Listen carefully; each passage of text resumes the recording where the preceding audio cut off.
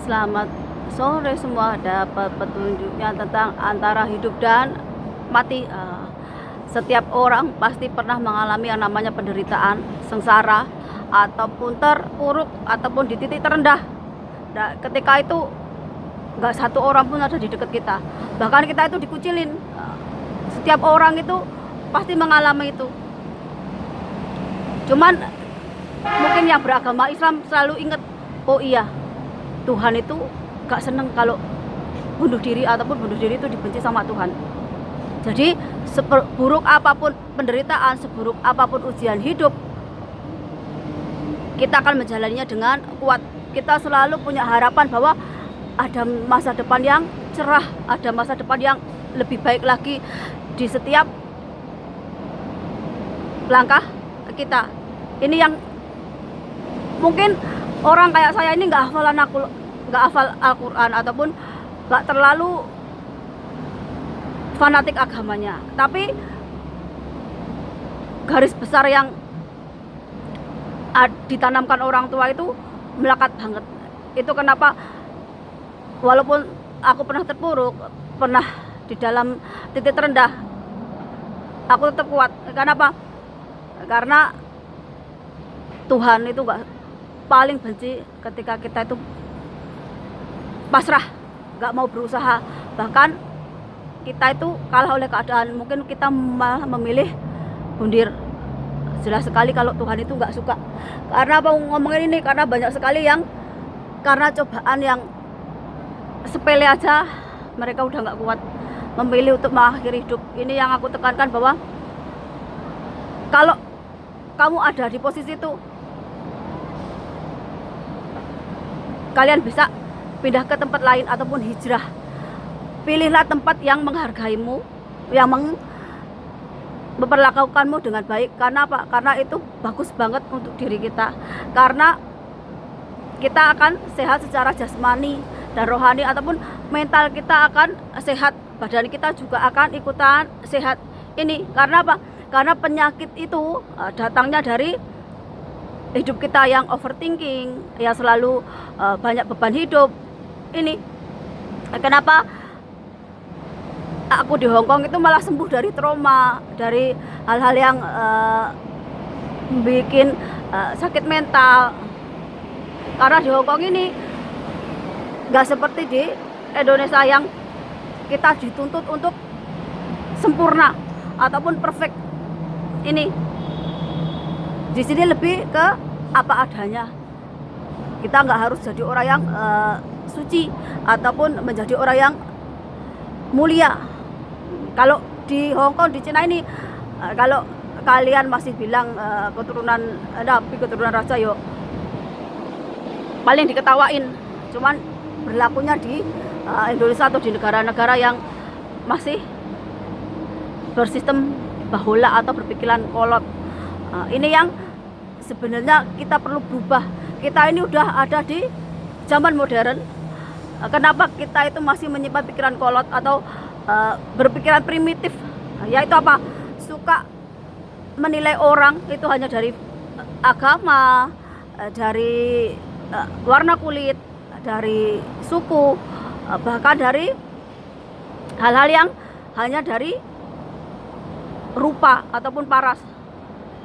Sedangkan Tuhan ngajarin kita itu kalau mau menilai orang lain itu dari hati, dari kelakuan, karena itu mencerminkan dari dirinya. Ini yang sebenarnya kalau antara hidup dan mati, kita itu kalau udah tidur itu udah kayak orang mati. Bedanya kalau orang masih hidup itu ya bangun lagi. Makanya kalau kita tidur itu dianjurkan kita berdoa. Biar apa? Biar kita itu bisa bangun lagi.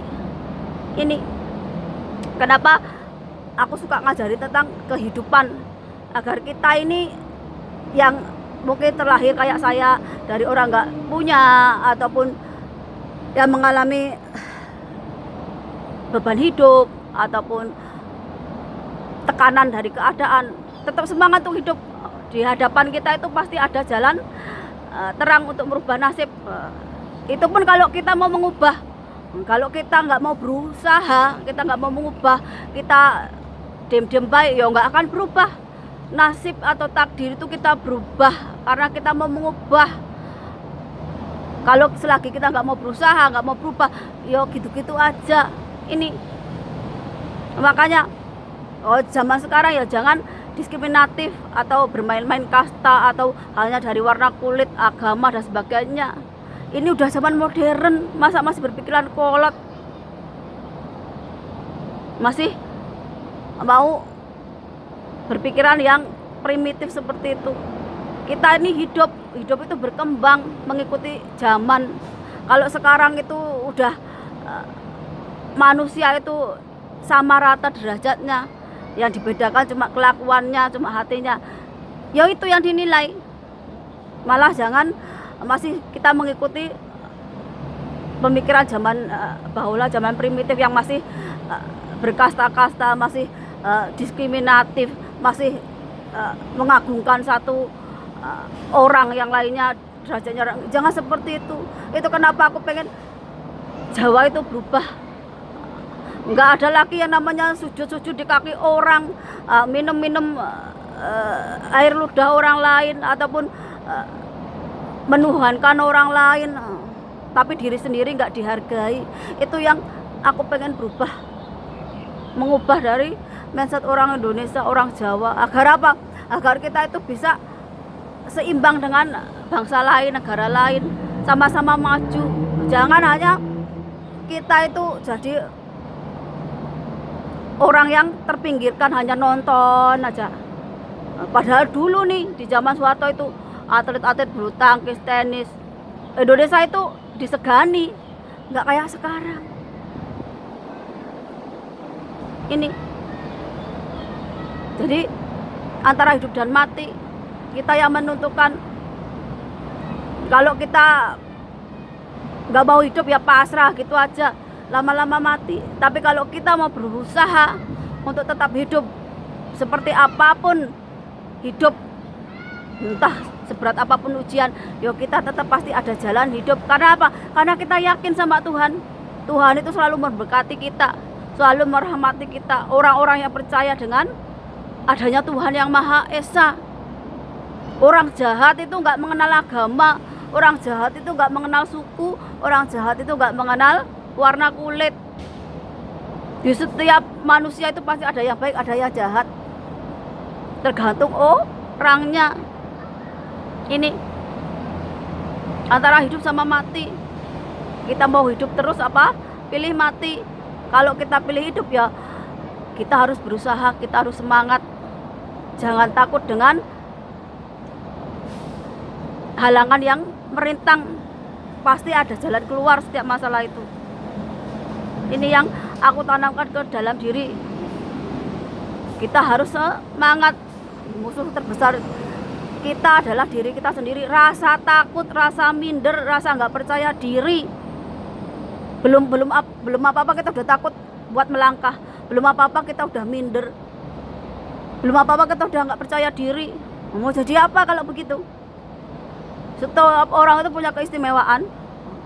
Contohnya nih, kalau aku itu suka politik, suka sosial dari kecil sampai tua sekarang ya aku tetap suka ya berbau politik, berbau sosial, berbau ekonomi dan hal-hal yang berbau sejarah, spiritual, rohani. Itu yang aku sukai dari kecil sampai sekarang.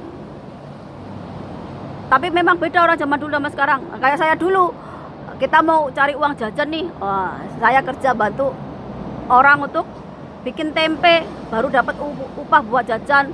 Kalau nggak cari daun jati, dijual dapat duit buat jajan. Seperti itu. Jadi kita itu baru usaha dari kecil. Jadi kita itu mandiri dari kecil. Itu yang perlu kita tanamkan dari anak-anak. Karena zaman sekarang anak-anak dimanja, sampai tuanya juga manja, nggak bisa cari duit sendiri, selalu ada diketek orang tua. Bahkan pekerjaan pun harus dicarikan orang tua.